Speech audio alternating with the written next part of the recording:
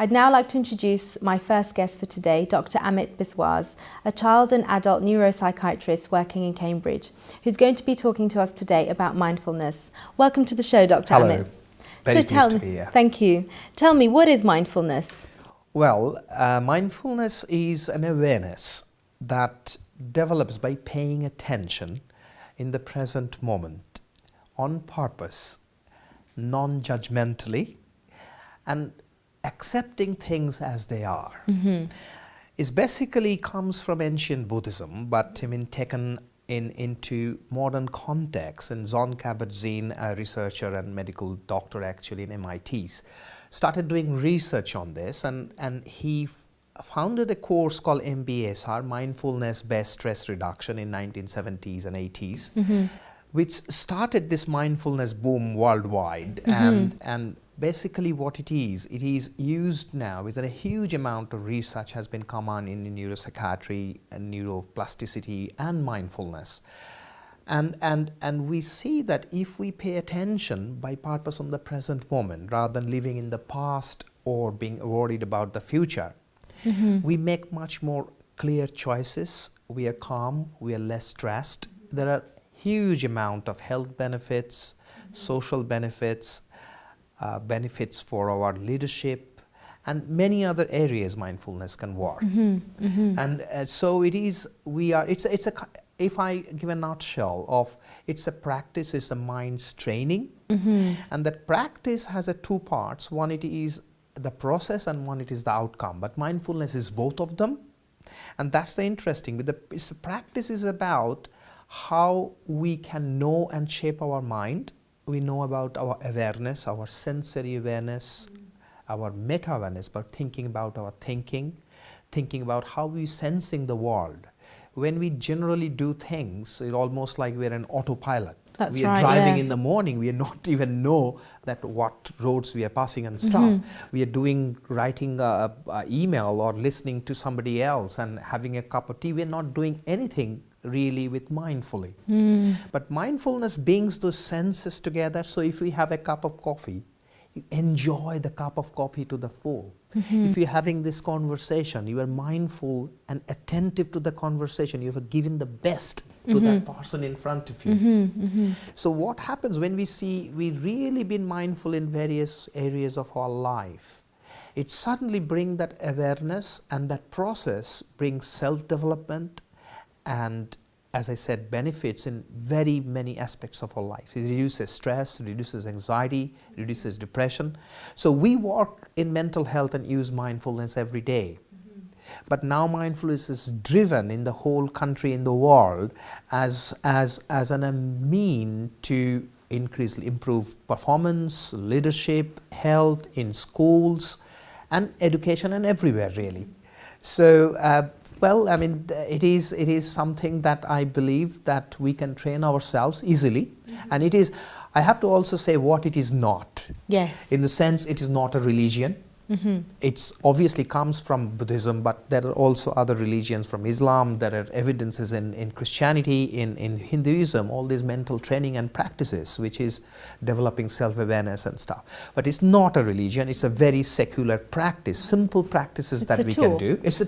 Well, it is tool in some sense, but we should not be using it like a hammer to do a tool in a nail. Right, okay. It's a development, self-awareness development practices. So it is a tool, but it's not a tool to resolve conflicts or stress.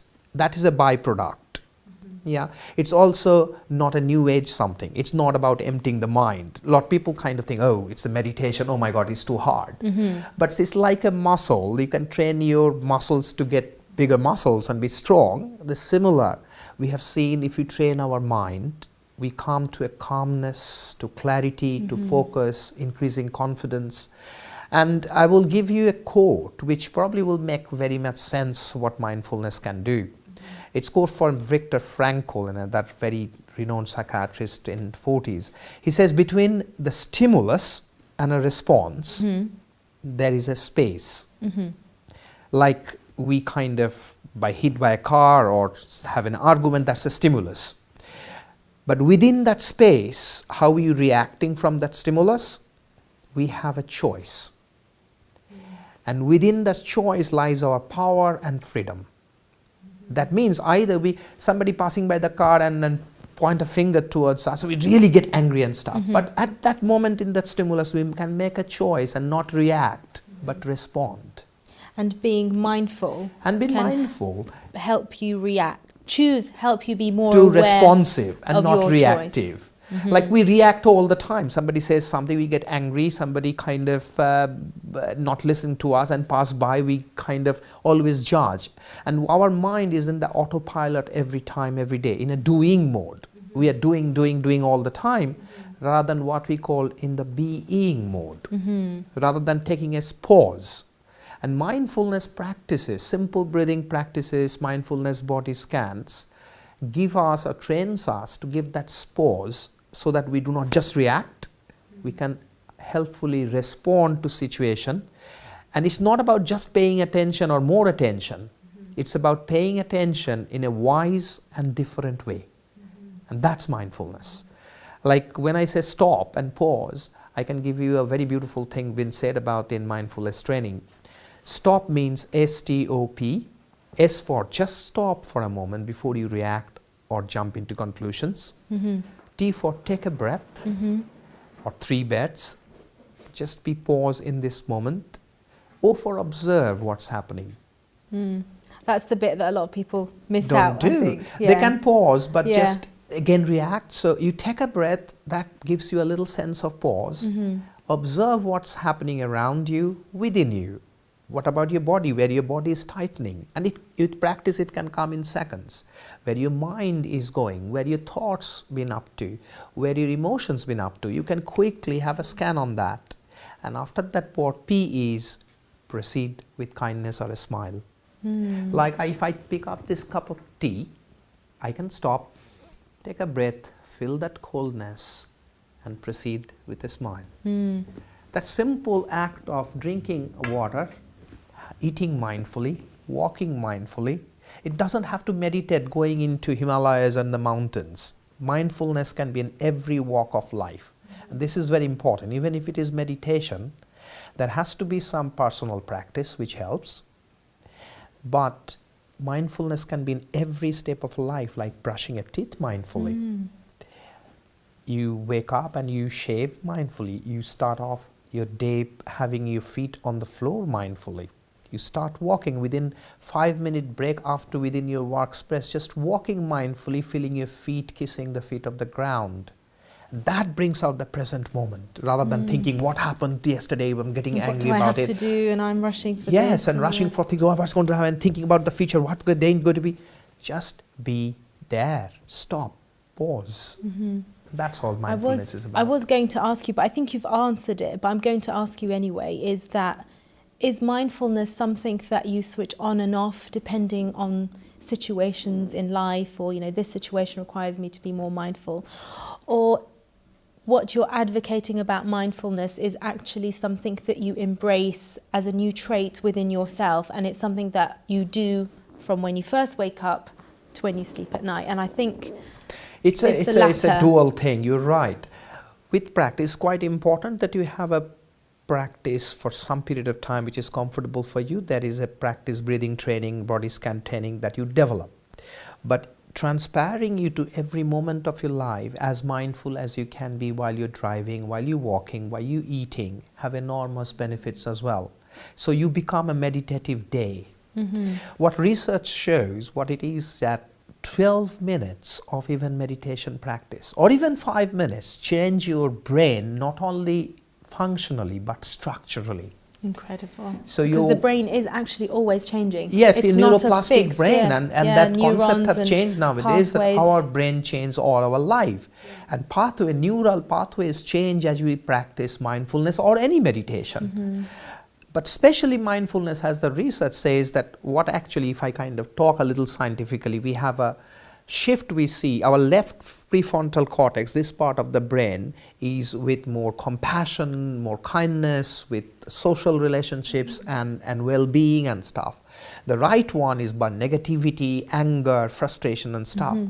We see that with mindfulness practice, we see there's a shift from right to left prefrontal cortex. The Wow. neural networks develop. Yeah. That's why people becoming more aware, more compassionate, kind, clear, trusting, and Ultimately calm. happier. Happier. Because they're It getting is. rid of all these negative emotions Absolutely. that bring people down. And that changes your brain.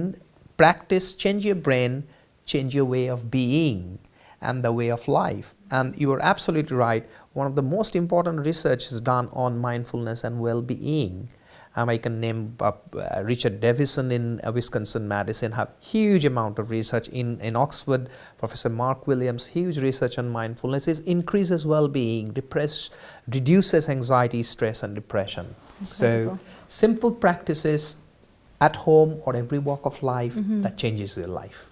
Incredible. And I want to touch back on you saying that it's not a religion and actually it can be found, because as you were speaking I was reminded of a quote by Imam Ali, which is someone that we really admire, and he's the Prophet's son-in-law, and he always talks about knowing oneself, and he says when you know yourself you know your creator. Absolutely. And mindfulness, from my understanding of what you said, it's taking you in Yes. so that you're aware of every little thing that is Yes. happening inside your mind, your thoughts, your feelings, Yes. your emotions, and that you're not held by regret later where you say, oh, if only I didn't say that. No, that's in You the know? past because you're regretting. Exactly. It's about, this is across all religions, because in the fact is it is about knowing yourself, as you said, knowing your thoughts. And we made a mistake that our thoughts are we are not our thoughts. And having that observation that mindfulness helps, we can watch our thoughts like clouds passing by. We are not the cloud. We hang on to things, oh, I am not so good, I am a failure and stuff. That makes you think that we are our thoughts. When we know ourselves, which is the essence of all our religions and philosophers, we go back to ourselves and we can observe without judgment. And that mindfulness, accepting things as it is. And I will give another cross-cultural, cross-religion concept. It's very simple, gratefulness. Yes, of course. The gratitude is everywhere. And think about it. Gratitude, if you are grateful, that brings immediately us to the present moment. Because you can't be grateful in the past, not future. If you're grateful now. Yeah. Even the practices of gratitude is mindful practice. Accepting every day as an opportunity, as a gift. It is given to us. And practicing the gratitude is a good research done by Richard Emmons and people. Practicing gratitude diary every day. 3 things that I'm grateful for today. Opening eyes in the morning, or have eyes. Having water, oh my God, so many people doesn't have water. I have roof, I have everything I'm grateful for. Brings ourselves powerfully in the present moment. And this is not religion, this is every day. Exactly. It is about life skills, yeah. developing an inner awareness of who I am in And this what world I and feel. how I relate to others in more meaningful, compassionate, kind and open way. It's beautiful.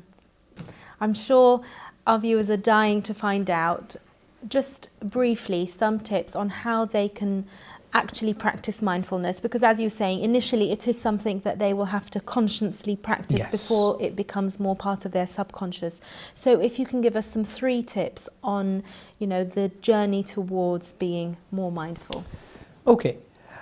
Firstly, I think you'll start off just observing your breath, and it's a simple practice of just allowing yourself in a comfortable, relaxed but dignified erect posture with the spine straight and base straight and having 2 feet grounded. And then just having, maybe you can close your eyes, maybe not, but what is important, you just observe your breath going in and going out. Your mind will wander, but gently, don't judge, don't criticize, just bring your mind to the awareness and the sensations of your change of breathing. Bring your mind to the sensations, either your chest or your abdomen, how it's, with breathing, it's expanding and collapsing. Just do it for 5 minutes, and if your mind wander, just do not be frustrated. It is a practice. Bring gently back to the breathing, which is always available to you, and it's an anchor of our body. This is the first practice of breathing awareness mindfully, mindful breathing. But this is a training, so it is always useful to get trained somewhere with some people. I will recommend some books in the second point, like Mindfulness by Mark Williams, Denny Penman. That's a green book. It's a beautiful book with a CD at the back, which CD gives the instructions to listen and actually kind of do the practices. If you keep a home practice for 5-10 minutes every day, it doesn't matter what time, it actually helps to develop more and more practice. So there are many YouTube DVDs, many talks on TED Talks on mindfulness. Listen and watch them. But it's always good to do a course. And there is an MBSR course, a lot of spaces available in Bangor University, in Oxford, and many other spaces, local spaces available. Many people run, just going in the internet and finding in that, breathworks and things like that. Just about doing an 8-week course is very useful, called Mindfulness Based Stress Reduction course. Also for young people, I do recommend Andy Wickham. Somebody has done an app in phone called Headspace. Downloading that app is already useful. You can do it in Headspace anytime. And I think this is various ways. It's just bringing that mindfulness into life, not become frustrated. A lot of people say, oh, I really can't do meditate my mind. That's what mind does. The practice is, it is like taming a horse, but because like the mind, but be kind to the horse rather than taming, controlling it. Be kind so that it doesn't break your spirit. So with a good spirit, mindfulness, bringing that will change your life. Thank you so much, Dr. Amit. I You're feel very really welcome. inspired. I'm certainly Thank going you. to have a look at that app that you mentioned, Headspace, Please and do. download it. Thank you so much for your time. Thank you for inviting me. Thank you.